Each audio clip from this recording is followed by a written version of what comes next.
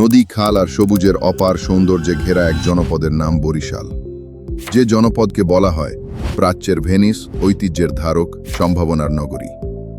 বরিশাল শুধু একটি অঞ্চল নয়, এটি হাজার বছরের ইতিহাস, সমৃদ্ধ সংস্কৃতি আর অসংখ্য স্বপ্নের ঠিকানা। আমরা স্বপ্ন দেখি এমন এক বরিশালের, যেখানে থাকবে না কোনো সীমাবদ্ধতা, থাকবে উন্নয়নের অবাধ গতি, যেখানে মানুষ বাঁচবে নিরাপদে, গড়ে উঠবে দুর্যোগ সহনশীল আধুনিক জনপদ।